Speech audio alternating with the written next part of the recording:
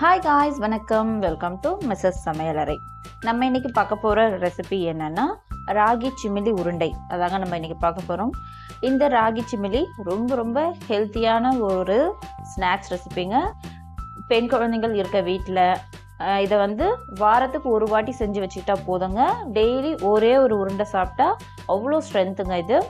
இந்த ராகி சிமிலி எப்படி பண்ணுறது நம்ம இன்னைக்கு பார்க்கலாம். அதுக்கு முன்னாடி நம்ம சேனலுக்கு இப்போ தான் ஃபர்ஸ்ட் டைம் வரீங்கன்னா மறக்காம சப்ஸ்கிரைப் பண்ணிக்கோங்க. கூட இருக்க பெல் பட்டனை கிளிக் பண்ணிக்கோங்க. வாங்க எப்படி பண்ணுறது பார்க்கலாம். இந்த ராகி சிமிலி பண்ணுறதுக்கு ஃபர்ஸ்ட்டு ஒரு மிக்சிங் பவுல் எடுத்துக்கலாம். அதில் 2 கப் ராகி மாவு, அதாவது கேழ்வரகு மாவு எடுத்துக்கலாங்க.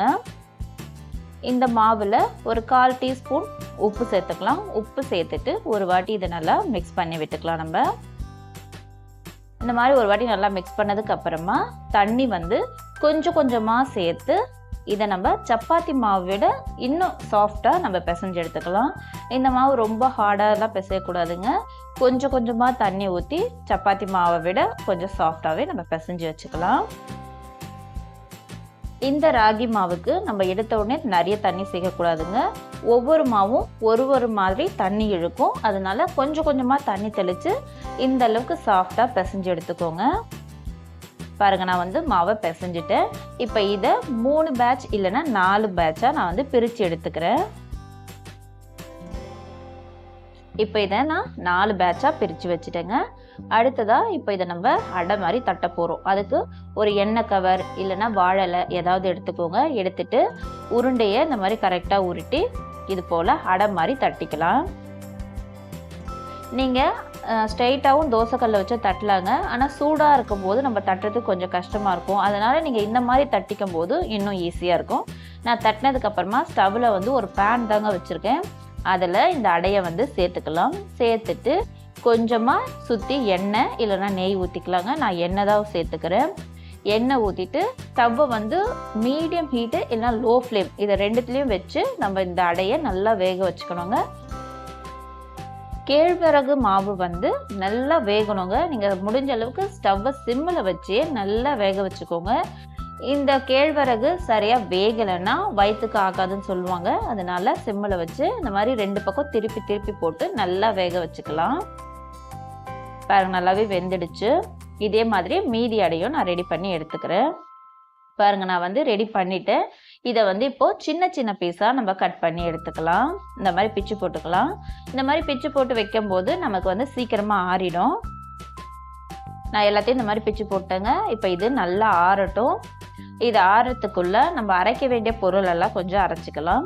அதுக்கு ஒரு பெரிய மிக்சி ஜார் எடுத்திருக்கேங்க. மிக்சி ஜாரில் சுத்தமாக ஈரம் இல்லாமல் பார்த்துக்கோங்க. அதில் 1 கப் வறுத்த வேர்க்கடலையை நம்ம சேர்த்துக்கலாம். இப்போ இதை நல்லா கொஞ்சம் கொரகொரப்பாக அரைச்சி எடுத்துட்டு வந்துடலாங்க. ரொம்ப நைஸாகக்கூடாது, கொஞ்சம் கொரகொரப்பாக இருந்துச்சுன்னா கரெக்டாக இருக்கும். பாருங்கள், இந்த அளவுக்கு இது கொஞ்சம் கொரகொரப்பாக இருக்கணும். இப்போ இதை ஒரு மிக்சிங் பவுலுக்கு நம்ம மாற்றிக்கலாம்.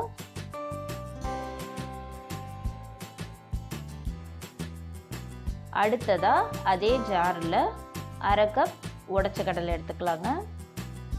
இந்த பொட்டுக்கடலை ஆப்ஷனல் தாங்க. ஆனால் இதை சேர்த்து செய்யும் போது டேஸ்ட் இன்னமும் நல்லாயிருக்கும். அதையும் இது மாதிரி கொஞ்சம் கொரகொரப்பாகவே நம்ம அரைச்சி எடுத்துக்கலாம். அரைச்சிட்டு அதையும் வேர்க்கடலை கூடவே சேர்த்துக்கலாங்க. இப்போ அதே மிக்சி ஜாரில் 1/2 கப் வெல்லம். நான் இன்றைக்கி நாட்டு சர்க்கரை எடுத்துருக்கேங்க. நீங்கள் நாட்டு சர்க்கரைக்கு பதிலாக வெல்லம் கூட எடுத்துக்கலாம். இப்போ இதையும் சேர்த்துட்டு இதையும் நம்ம நைஸாக அரைச்சிக்கலாங்க. கூடவே 4 ஏலக்காய், அந்த தோல் பகுதி எடுத்துகிட்டு உள்ளே இருக்க விதையை மட்டும் சேர்த்துக்கலாங்க. சேர்த்துட்டு இதையும் அரைச்சிக்கலாம். உங்கள்கிட்ட ஏலக்காய் பவுடர் இருந்துச்சுன்னா அது நம்ம லட்டு பிடிக்கும் போது அப்போ கூட சேர்த்துக்கலாங்க. இப்போ பாருங்கள், இதுவும் நைஸாக அரைச்சாச்சு. இதையும் இந்த வேர்க்கடலை கூடவே சேர்த்துக்கலாம்.